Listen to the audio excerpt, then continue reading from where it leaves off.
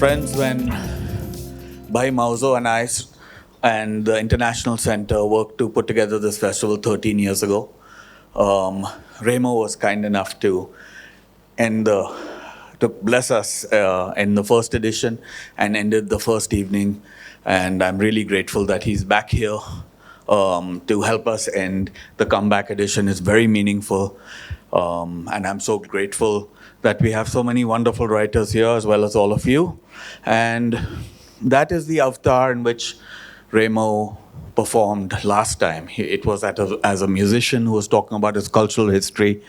Today we're talking about a literary life, because he has released really one of the best cultural histories and autobiographies, memoirs of recent years. A big hand for Remo, the author.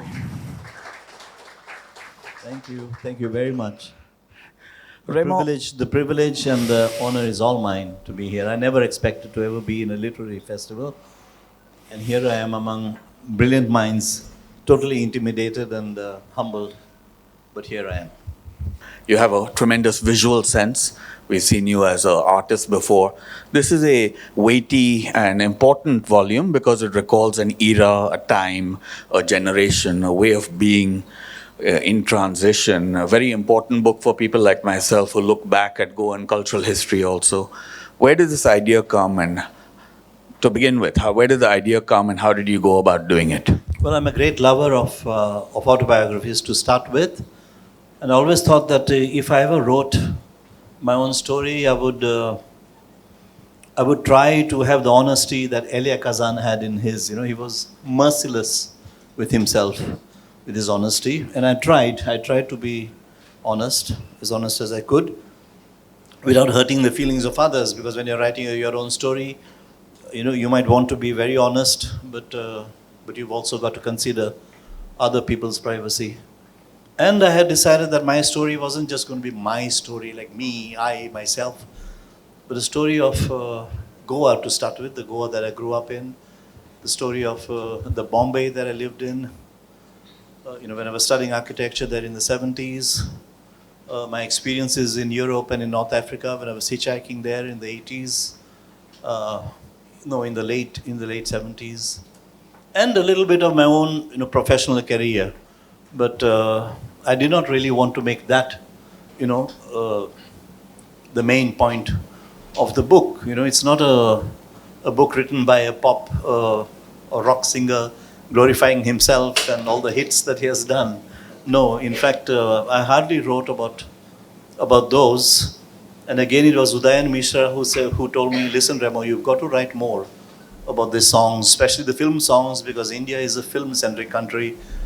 And I'm sure they would like to know some anecdotes behind Hamma Hamma, behind Pyar To Hona Hi Tha, and of course my own English songs, which only a small percentage knows, because that's a small, because that's the percentage that listens to non-film and non-Hindi music in India. So the idea to write this, like I told, I've always loved writing, and not only lyrics. I've enjoyed writing for myself, prose in different ways. I wrote columns for newspapers, for magazines, because I always loved writing. And but it was a huge difference writing a column here and a column there and a book like this, because I have never written a book since. So I didn't know how many words it was going to be. And when my agent, Himari Sodhi, told me that normally autobiographies in India are about 90,000 words. At the most, they might go up to 100. And when I wrote 120 or 130, I was worried that they were going to slash it.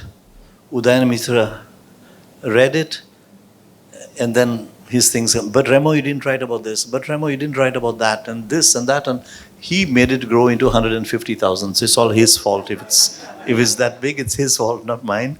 But I really, really, really enjoyed writing it. And I think writing about one's own life is something I would suggest, and I would urge everybody to do, whether you're famous, whether you're a writer, whether you're not, just for yourself. it helps to place you like nothing else can. It's more than a therapy session. It's like helps you to know where you've come from, how much you've traversed in life, where you are right now. Maybe it'll even help you to see where you want to go from now. But it's a fantastic exercise. I loved doing that. Super interesting, and it's lovely to hear that in an audience full of writers. So tell me, in the writing of this, writer to writer, were there any surprises in Remo's own life when you were writing? Were there patterns, new ways of seeing things, a kind of a narrative emerged that was even fresh to you? Absolutely. And you mentioning that there are writers here, you just gave me a whole list and a whole background on all the illustrious writers here. I'm nervous about this. And like I said, I never ever thought that I would ever be anywhere in a literary festival with a book out. And and the first time that I went to a literary festival, I was pretty, I won't say nervous or shy, but asking myself, do I really belong in this world? And then I consoled myself by telling myself, well, if I ask all these fantastic writers to sing a song, maybe I'll sing it better. And so that was a consolation. And I'm feeling a little bit at ease now. And yes, it was a fantastic discovery of myself, writing this. And a discovery of how much I remembered. I couldn't believe that I remembered all those things, that I wrote about. Like I said in the song, they're like little birds and you never know, where they'll fly once you start writing. You never know where they'll fly and which memory they'll pick up on, which can of worms they'll open. And I tried to write about them all. The songs by the birds as well as the worms that they pick up. And I hope I've been honest. I have been as honest as I could. I hope I've been honest enough while writing that book. A lot of people have told me that I have been. I think, one of the things about the book that's really marvelous, it's interesting you mentioned that because for me, of course, I was super interested in your life and I've been a fan for many years in a multidimensional way. So I was interested in the book, but it immediately yielded value for me as a writer who looks at this culture because it's a meticulous cultural archive, actually. And what Remo said about how much he could remember, it's quite astounding because I actually live maybe 50 meters away from your ancestral home here, opposite the Marriott, kind of, right, behind Solmar. And so the geography is very familiar to me, but the way you reconstruct the atmosphere, he's also got photographs. It's very meticulous. The individuals that he mentions, it's like a family tree of Panjim, actually, and the cultural history and the way it emerged. So it's a really terrific book for that reason, and I must compliment you for that part of it. And of course, it also depicts a world. So over the course of the last 2 or 3 days, we have a number of our finest writers from around India here. Over the last 2 or 3 days, they've been being exposed to a little bit. Of course, we want to know about the worlds that they have brought into life, but we're also trying to talk to them about Goa. Mr. Mauzo, General Cardo spoke to them about the Goa he knew from 80 years ago. This book has a lot about the Panjim, which they are experiencing now in kind of hipster 2023 Instagram era Panjim. What was Panjim like when you were growing up here in your childhood, or would you like... Can you tell them? Help us explain. I'll tell them. Read my book. It's all there. Buy it first. True, but does it feel like? I mean, if you had to help me describe to these authors the sleepy, pleasant, intimate city that you grew up in. I don't know. How do you describe perfection? Perfection. How do you describe perfection? And especially when you're a kid, everything is perfect. Especially when you're a kid who's been lucky enough to have a perfect life, There are so many artists whose childhoods are troubled and traumatized and being molested by family members and horrible things. But I was just one of those that grew up in a fairy tale childhood, in a fairy tale family, in a fairy tale neighborhood, which I've described. I used to run in and out of people's, all my neighbors' homes. The oldest one was 80 years old. He used to collect stamps. He used to allow me to sit on his chair, on his lap, and go through all his stamps. But I was not allowed to touch anything, could only look. And once in a while, he would let me look through this magic thing called a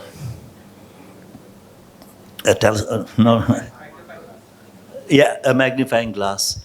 It was magic for a kid of 6 and 7 years old. Then I wanted to be a philatelist myself, and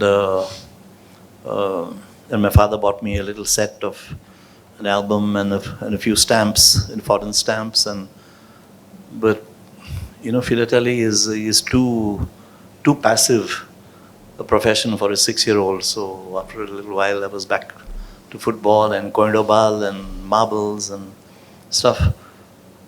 The neighborhood on the other side, all this is across the street, okay? And crossing the street, you were allowed to do alone, because crossing the street was almost as safe as taking a walk in your own compound. Traffic was one car every 5 minutes in the middle of Panjim. On the other side, there was a Lar dos Estudantes, Lar dos Damanenses. Lar is like a home of Daman people. So there were students from Daman who were studying in Goa. Goa, Daman, and Diu were Portuguese colonies, as all of you, or most of you must be knowing.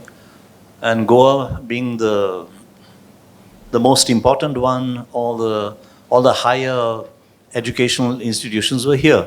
So if anybody wanted to do a higher course from Daman, from Diu, they had to come to Goa. And they were staying over there, and on evenings when they were very homesick, they would sit in the veranda and sing songs from Daman, and there were such beauties. And that's where I heard Maria Pitache for the first time.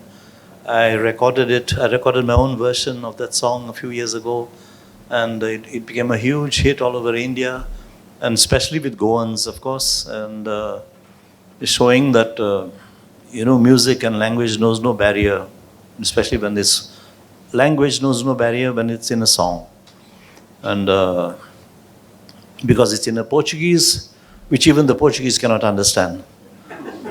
Really, the Daman Portuguese is a dialect in its own. The Portuguese I have to translate the song into Barra da Damão Miluzi, estreita e comprida. Estreita e comprida, não briga. Estreita e comprida.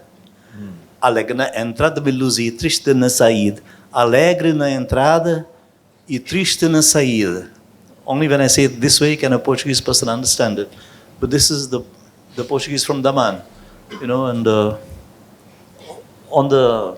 on the right-hand side, there was a Gujarati family staying, and they had 2 sons of my age. I mean, one was 1 year younger, one was 1 year older, so at that time, it's the same age.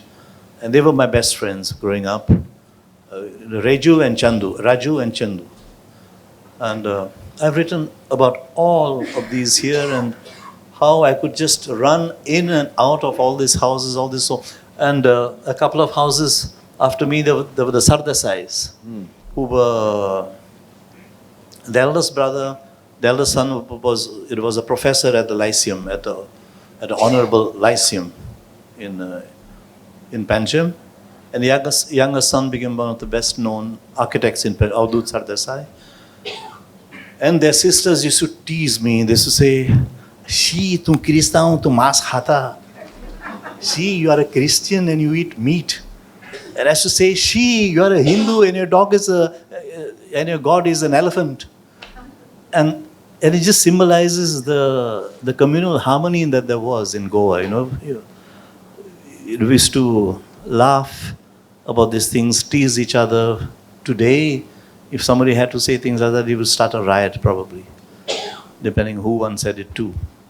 It's so sad what's happening to it. But anyway, like I said, I was a 6-year-old who could run in and out of these houses of people of different ages, and I thought of all of them as my friends. I used to go to this 80-year-old stamp collector with my Ludo or a Snakes and Ladders board under my hand. "Senhor Evaristo, quer brincar? Vamos brincar.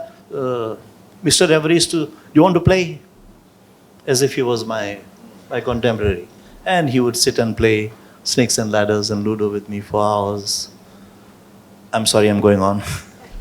A glorious old world atmosphere Yes, that you describe, and then how did you go from there to become India's pioneering rock and roll guy? How did that happen? What is the moment? Is it music that did it to you? Is it the times? Is it the hippies that were coming into Goa? Is it a combination? I know it's in the book, but how would you describe it?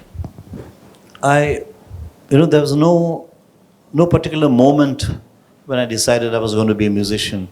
When music hit me, I first went on stage when I was 5. So I always thought of myself as this little boy who played and sang. That's it. It was as natural as breathing. Just as we all of us write. We write letters, we write emails, today. But it doesn't mean that we think of ourselves as authors. I mean, those who are not authors, we still write. So in the same way, so many kids in Goa all sang, at least sang, if not played the guitar. So many kids played the guitar and other instruments. And I always thought of myself as this kid who played. It was normal. And I went up on stage when I was 5, as I said. My father took me to a recita, a concert at the club, at the social club in Panjim, the Club Nacional. And that's it. And I loved it. I took to the stage to use a very common expression, like a fish takes to water. Because before that, I used to make my parents sit in the living room, and I would part the curtains and appear there as if that was a stage. And they had to clap, of course. And then I would bow, then I would sing a song, and they had to clap again, and I would bow again and part the curtains and walk off. So that, so the thing of being on stage was always there in me. And so it never came to, that's the time when I decided to be a musician. No, there came a time that was the time when I decided to be an architect. Okay, don't ask me why. That was the biggest mistake in my life. But because I was told that music was a great pastime, but that it wasn't a secure enough profession. And sure enough, it wasn't. At that time in Goa, there was no future in music. So I had to have a proper profession. Medicine and all those other things didn't interest me, but a cousin came down from London, and the whole family made a big fuss of him. Ele architect, ele architect. I said, what is that? No, he's an architect. I said, what does an architect do? He designs houses. Oh, design. That's right, up my alley, because I love drawing also. Besides music, I loved drawing. I still do. And a lot of my drawings in the book, buy the book. It's a lot of my drawings in the book. And HarperCollins would be so proud of me if they were here today. Yes. They've done right by you, and you're doing very right by them. There's no doubt. The book's doing very well. By the way, Professor Mustansir Dalvi of JJ College of Architecture is here. He's a dear friend of the festival and a terrific poet. So here's what happens to the best of architects, Mustansir, because that's his alma mater. I hope you don't know anything about my attendance records, because I don't think you were there at my time. You look too young to have been there. Little later. Yeah. But what about rock and roll? So the music I understand, but very few. How did this epiphany come that you decided to make it an art form and that you expressed yourself via your original music? The history of Indian rock and roll, by the way, Remo, is intrinsic to the history of Indian rock and roll from the very beginning.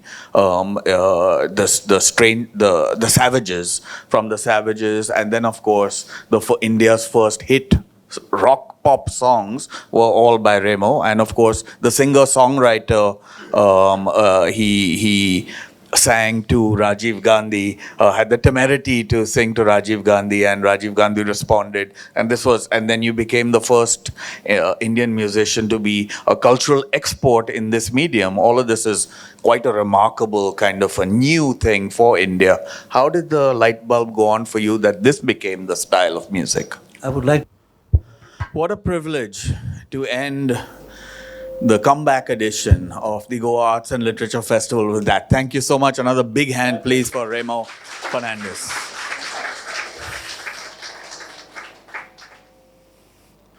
Friends, when Bhai Mauzo and I and the International Center worked to put together this festival 13 years ago, Remo was kind enough to bless us in the first edition and ended the first evening. And I'm really grateful that he's back here to help us end the comeback edition. It's very meaningful. And I'm so grateful that we have so many wonderful writers here, as well as all of you.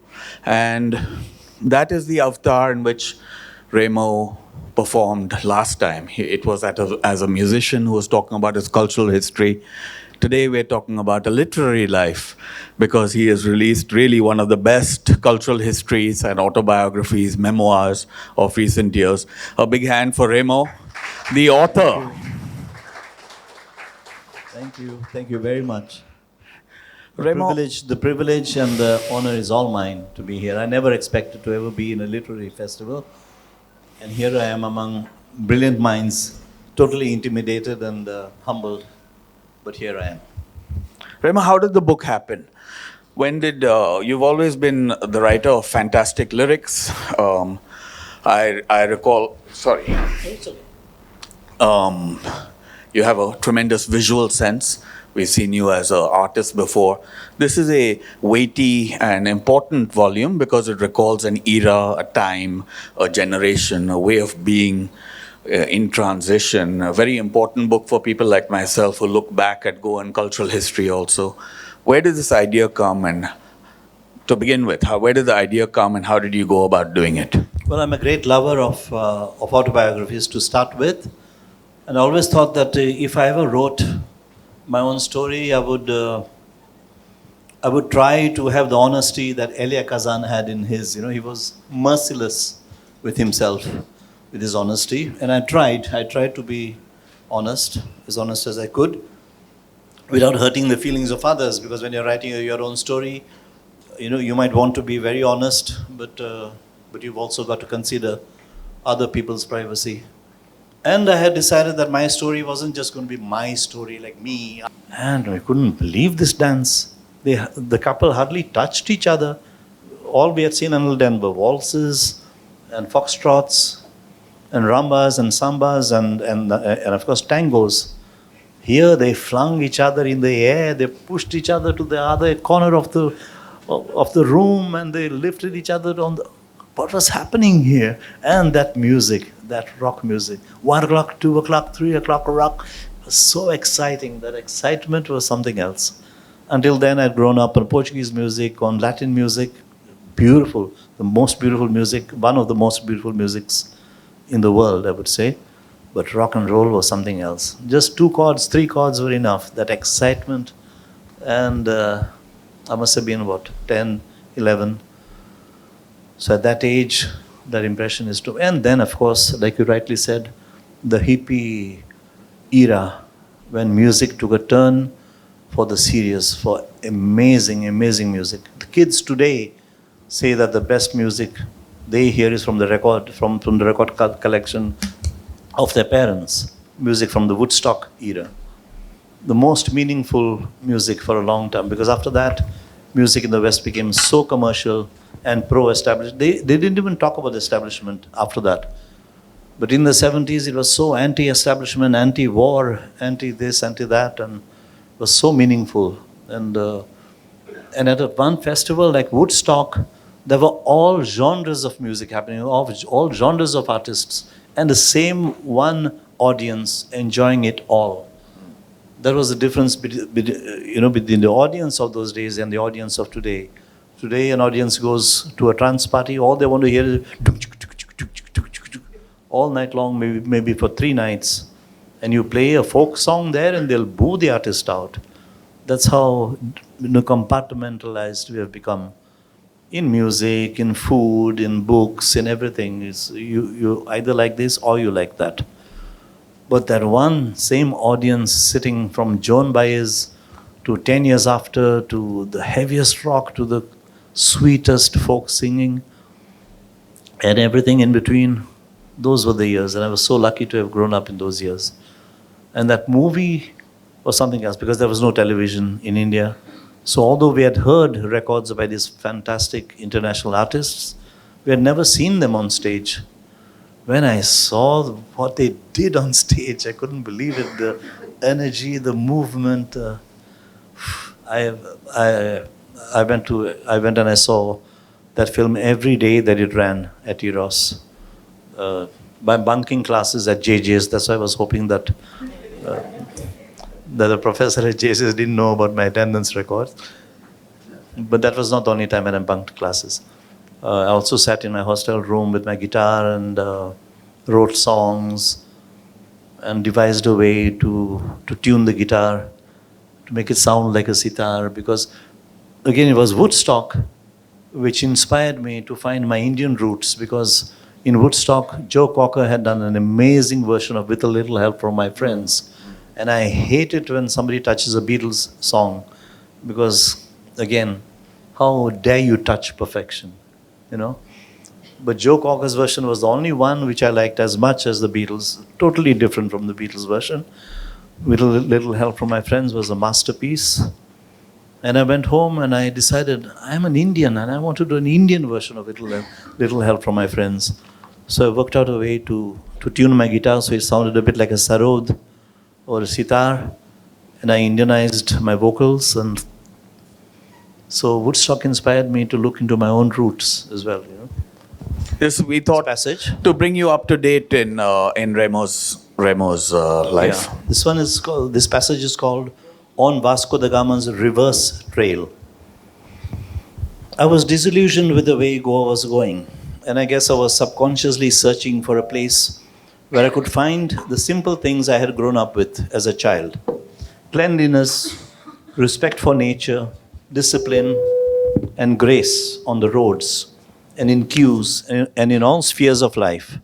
A government that worked for the country and for the people, no blatant corruption, and above all, a populace that was respectful, polite, kind, helpful, and honest towards each other. I realized I had used these qualities to describe the Goa I grew up in the beginning chapters of this book. I was now coming full circle. I had traveled through half the countries in the world thanks to my profession, and I could see clearly that I was rediscovering all of these intangible but priceless treasures in Porto, together with an unexpected sensation of coming back to my roots. By the time we returned to Goa, I started seriously thinking of getting myself an apartment in Porto to spend, say, 3 or 4 months a year there. I had never left Goa for better prospects, neither financial nor professional, not even to go to Mumbai, the showbiz capital of India, which I'm sure would have yielded me at least 10 times more money and fame. But now that the beauty of Goa I had stayed back for was fast disappearing, not just a natural beauty being smothered under greedy, ugly concrete, but also the people's honesty, warmth, friendliness, and hospitality, I surprised myself thinking that I could gladly leave it for a few months every year. In Portugal, I had found the Goa that might have been, if it had only developed in the right way, with restrictions, protecting Mother Nature, with firmness, historic monuments and beautiful ancient villages carefully preserved and restored, perfect roads leading everywhere, electricity, water, internet, cable TV, and other services that didn't break down even once in years. And not just a judiciary that made laws, but also an enforcement that saw to it that everyone followed them. A place where you could walk into a government office and half an hour later walk out with everything you had come for, without the reddest possibility of someone asking for a bribe or harassing you. Also, I had reached a stage in life which made such a move easy. Both my parents had passed away, so there was no longer an aged mother or father I didn't want to stay away from for months. My sons had both flown the nest. Noah had completed his multimedia course in Singapore and now worked there. And Jonah was studying underwater cinematography in Thailand. And I no longer had a wife who would have insisted on me buying a place in her France instead. No, no more ties binding me down or holding me back. My live shows too had diminished considerably for reasons explained earlier, and I could always fly back for those. I was going to make Vasco da Gama's journey from Portugal to Goa in reverse, and in much greater comfort than in his caravel. The nationality that I was born into is the title of the next passage. Portugal had never cancelled Goans' Portuguese nationalities from its records, for the simple reason that Goans, unlike, say, the Brazilians or the Angolans, had never revolted against Portuguese occupation or fought to drive them out. The Portuguese decreed that the satyagrahas who fought for Goa's liberation movement had come mainly from Goa's neighboring states. Therefore, Portugal saw and recognized all Goans born in Goa before 1961 as their descendants and their descendants as being entitled to Portuguese nationality.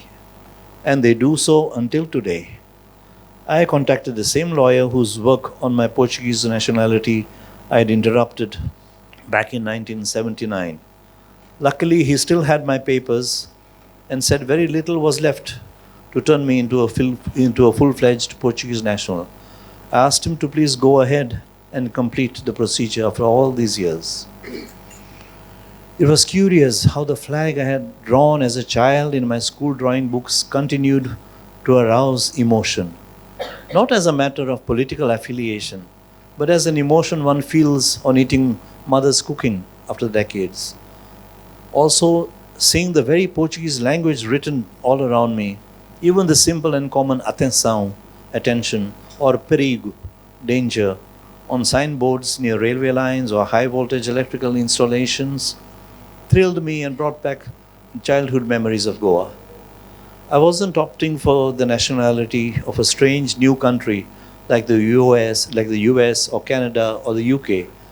I was returning to the nationality, language, country, and flag of my childhood, those I had held as my own until the tender age of 8.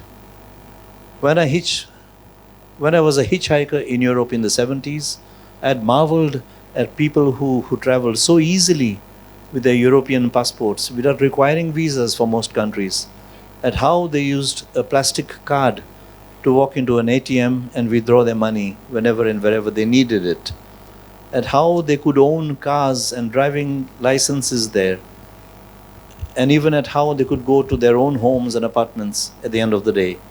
Well, now I would have all those things, and it felt like a long-cherished dream coming true. You are that cousin who came the first time, and I held the guitar and never succeeded with it. Like you failed with architecture. So I have 2 questions. I have about 20. The remaining 18 I'll send on email. The first one is about? I have 2 questions. Yes. The remaining 18 I'll send on email. Okay. The first is, do you remember the New Year song you sang on Doordarshan when I was 4 years old? That's the question. If you could sing it at the end. The second question is, would you like to share something from your time in Caribbean? I'm really fascinated by Jahaji music, the film. I often show it to my students. I'm sorry, I didn't understand that. Would I like to share what? Any funny or frustrating incident from your time in Caribbean? I've seen Jahaji music. I show it to my students quite often. It's a fascinating film. And also your engagement with them is fascinating, both the funny and the frustrating aspect of it. So if you'd like to share anything funny or frustrating. And finally, a bonus question. How or why do you refuse to age? You could either answer how or the why. Thank you. Thank you. Somebody just told me that I've been answering this question with the same answer for the last 15 years. You know, why don't I look my age? And I told her that it's because you've been asking me the same question for the last 25 years. So how can I change my answer every year, man? My answer is booze, sex, and rock and roll. No. Okay, that's a joke. Okay, now there's much less booze in my life. The first question, when you were 4 years old, now I've got to figure out how old you are now to figure out what song I sang when you were 4 years old. But a New Year song. On Doordarshan. Yeah, on Doordarshan. I remember doing one New Year program on Doordarshan. I think I sang a song called Ocean Queen. Ocean Queen. Was it Ocean Queen?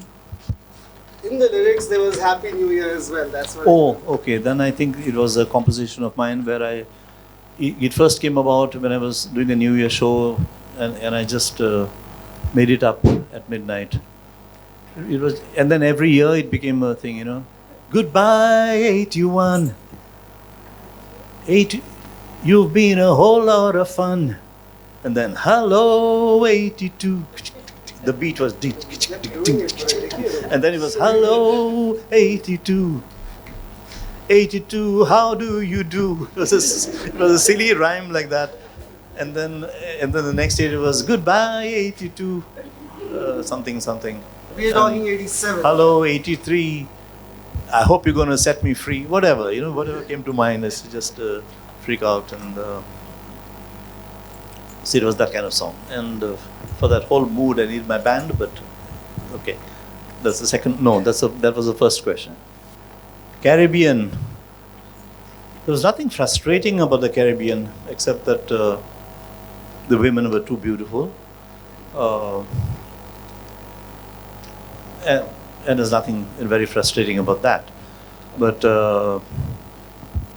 funny incidents, yeah, there were lots of funny incidents, as in just understanding their English was such a challenge, and listening to their English, the Rasta English especially, was always amazing to listen to, and the realization that Jamaica, okay, I'm going a little away from, you know, that Jamaica, that small little island, the self-confidence that those people have in themselves, I discovered when I finally smoked a joint in Jamaica. I was self-confident as well. It's a very different kind of ganja, marijuana, you know, very different from the one we get here. And to think that little island had produced Nobel Prize winners in literature, in different fields, a small little island, and the music, to realize that they had been ruling world music ever since I can remember the Calypso onwards. You know, from Calypso onwards, the world had been grooving to Jamaican music. But now I had heard rap. Rap was ruling America, therefore the world. And when I went to Jamaica, I heard rap. And I was quite disappointed, and I told them, oh my God, so finally America managed to conquer y'all, huh? And now y'all are playing rap. You don't have your own music anymore like you did reggae just a few years ago. You were ruling the world with reggae. And they said, you joking, man? I can't do the whole Jamaican trip, but they said rap comes from dance hall. Dance hall was the name of rap music in Jamaica. It came from Jamaica.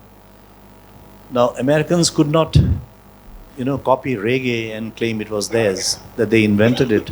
They could not do that to Calypso. But when rap came out, Americans just took it over and changed the name of the music. So rap music also came from Jamaica. Can you imagine that? Even today, the small little island is ruling the world in music. And really, the self-confidence that they have in themselves is amazing. Amazing. So more than funny or frustrating incidents, I think this is what I took away from the Caribbean, from I think the music in Seychelles and in Reunion Island and in Mauritius, especially Mauritius, the Sega, they all have a music called Sega, and especially the music from Mauritius is so very much like the Goan, but except that the accent is on a different beat. The Goan beat is whereas their accent is so the accent is on 1, 2, 3, 4, 1, 2, 3, 4, 1, 2, 3, 4, 1, 2, 3, 4, 5, 6.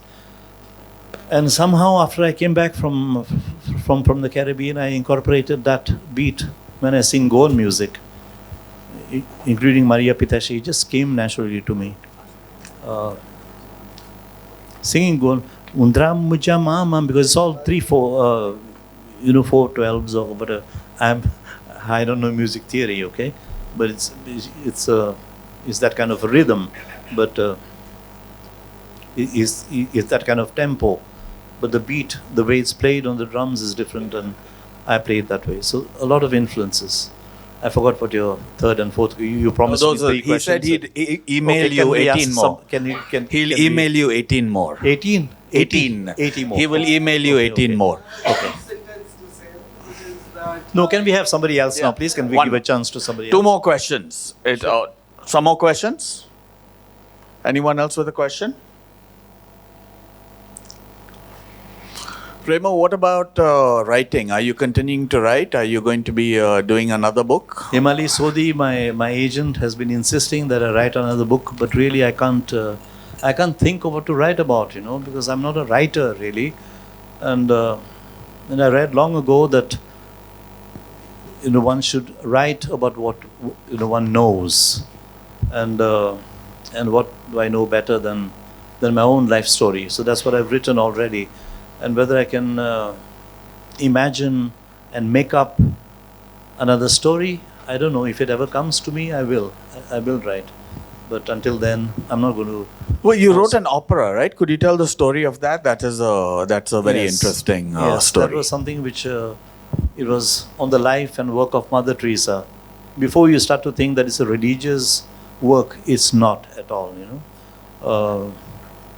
It's almost as irreverent as a Jesus Christ Superstar was towards Jesus. It's just Jesus' story as a man, and this is just her story, her life and her work.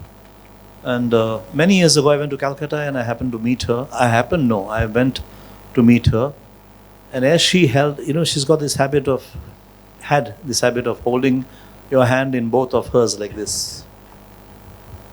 And when she did that to me, electricity, whatever, passed through all of me. And I suddenly had that idea on the spot. I said, Mother, I would like to compose a song about you, and I want to put it on my next album. And the royalties from that song, I would like to contribute as my small little contribution for your work. And she said, beautiful, my son, do it. But do it with love for Jesus. And I told myself, I'm not capable of feeling love for any one religion or religious aid, because to me God is beyond religion. But let's not talk about that. I said I'll do it with love for Mother Teresa and for Mother Teresa's love for Jesus or whatever. And anyway, so on the flight back from Calcutta to Bombay, because one had to stop in Bombay at that time, there were no direct flights to Goa. In those 2.5 hours, I, who had never ever composed more than one song in a day, and that too not every day, I wrote 4 songs about Mother Teresa. I didn't know why. I don't want to attribute any supernatural reason for that, but I wrote 4 songs. I came back and I started recording them, but I could not find the right singers, at least not in Goa at that time, because one song was supposed to be sung by Mother Teresa herself, one by the Mother Superior in Calcutta, one by the Pope in Rome, and the 4th one was an instrumental. So I kept it aside and I told myself I'll ask my friends who are into theatre in Bombay to record these songs for me one day. And those were the very, very busy years in my career. So before I knew it, 27 years went by, and I never went back to that work, although it was always there in the back of my mind. In the meanwhile, Mother Teresa died and went away. And then I was in Porto, in Portugal. I had already moved to Portugal, when I suddenly had, yet another attack of a very bad back pain. And I was in bed for a month. And then I had these visions or horrible nightmares of being an invalid one day. And how will I record songs? I'll have to devise a way to put everything in such a way that I can lie down and record, attach my keyboard and my speakers and everything horizontally instead of vertically. And I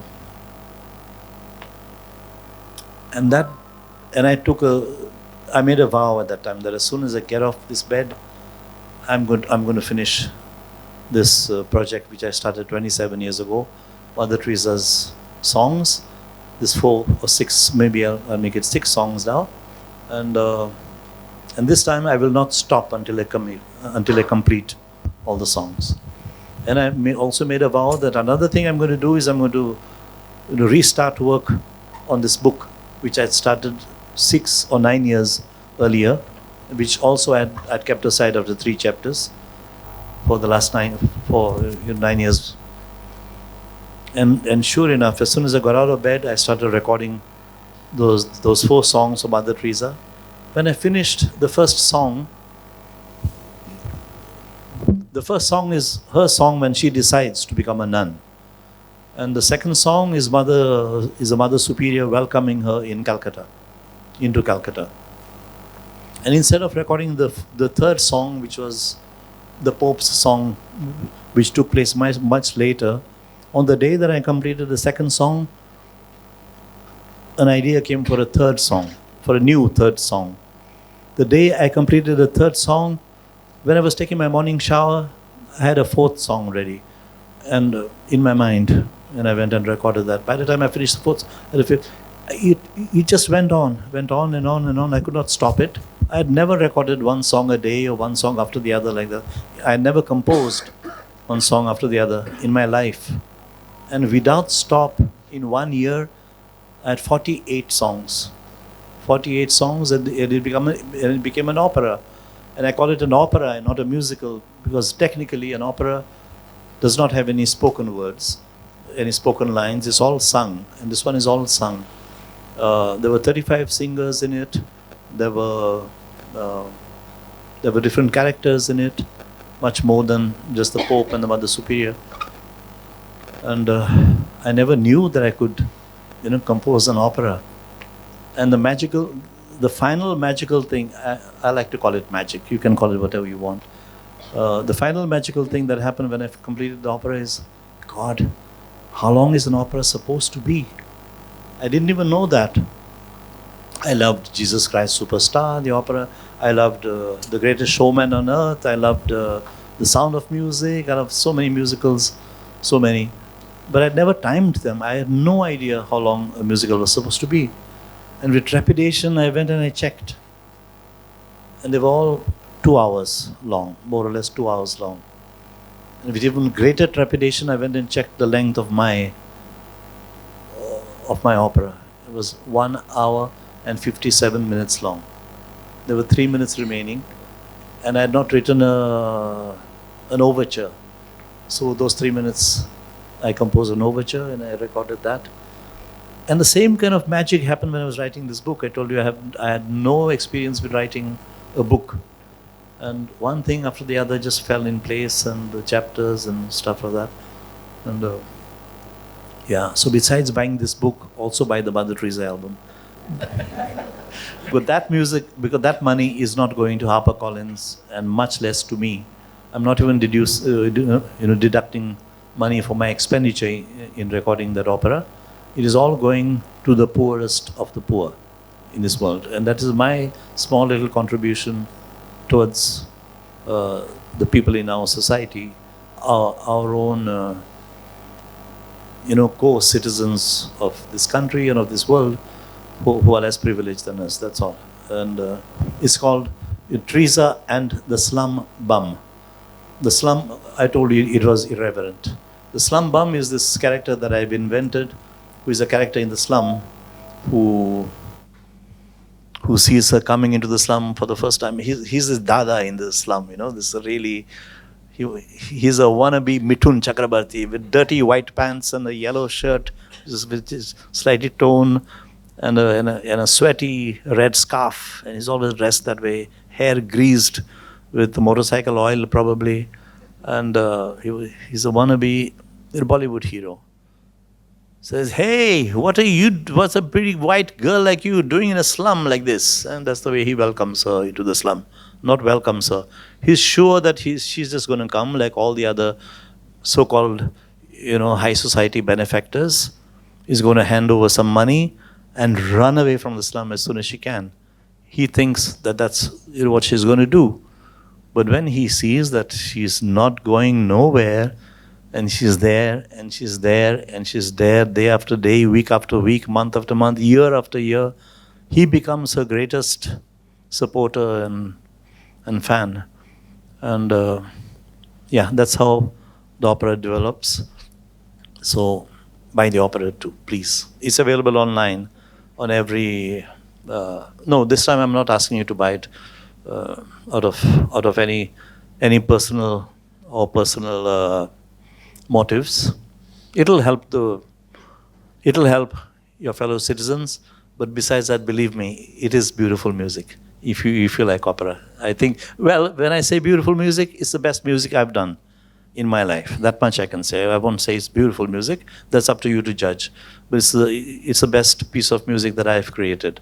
Song called Kantar, and I felt a lot of similarity between Goan music and their music. What is your opinion on Mexican songs, especially Paulo's songs? Yes, there's a lot of similarity. Mexican rhythms and South American, the rhythms especially. All of them have got the 6/8 beat that I'm talking about in Goan music. Now rock and roll is a straight 4/4. Whereas Goan music has got not only Goan, Indian music has Indian folk music has a lot of this beat. South American music has it. The Caribbean music has it. The 6/8 rhythm. So you're right. And the melodies in South America are also very simple and catchy, very folksy. Just like the Goan music. And cantar is a Portuguese word which means to sing. It's an infinite form of the word to sing, of the verb to sing. Cantar. Eu canto, tu cantas, ele canta. Nós cantamos, vós cantais, eles cantam. So cantar is the verb, to sing. And then in Konkani we also call it a cantar mundre.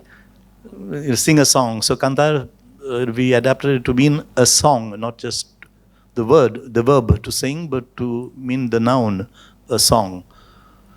And yes, that's what cantar comes from. A musician like you, when you worked with legendary Bollywood composers like Mr. Rahman or Mr. Jatin Lalit, both of them, they were one of the biggest of 90s in their own way.